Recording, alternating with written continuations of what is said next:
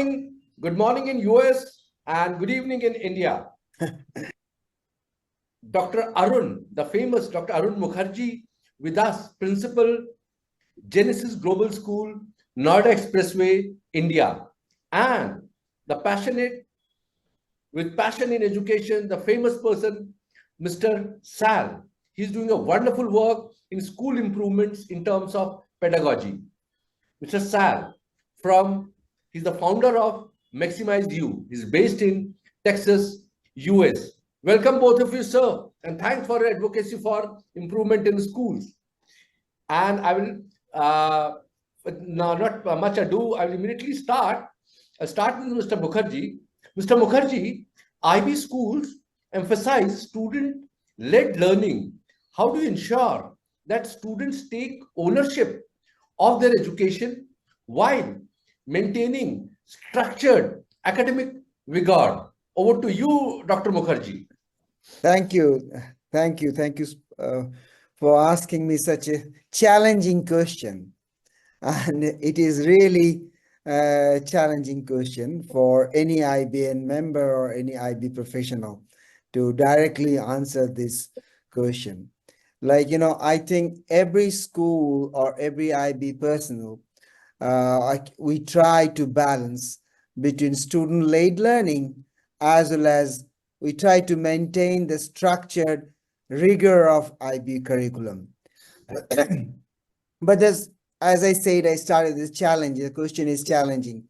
So the key to this, or for the success of this, we need to create a learning environment, first of all, I would say.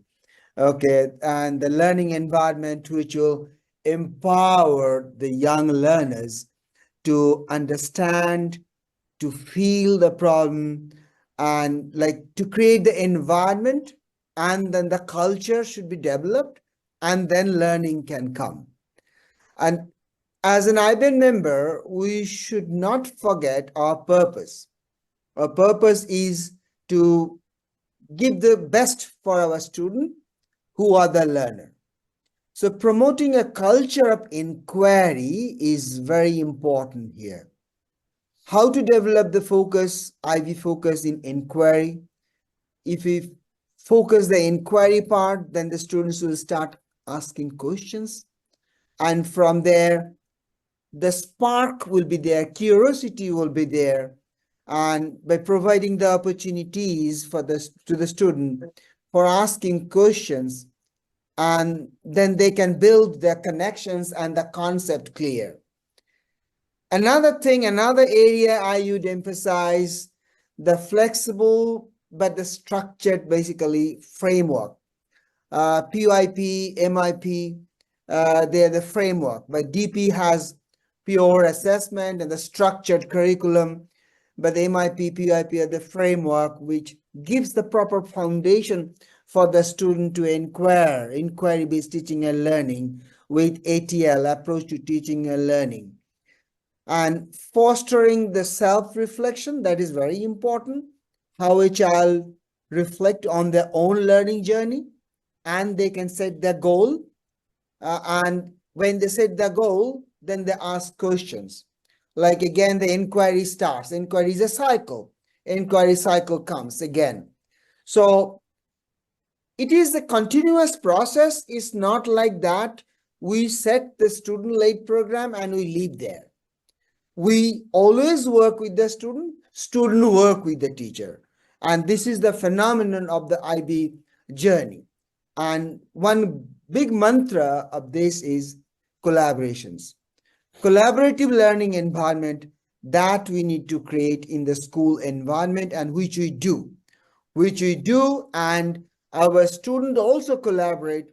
They work with the peer assessment, everything, the peer assessment and peer framework, everything, they work together and they collaborate together. They ask questions, and then from the inquiry starts again, inquiry cycle comes. So it's a continuous process.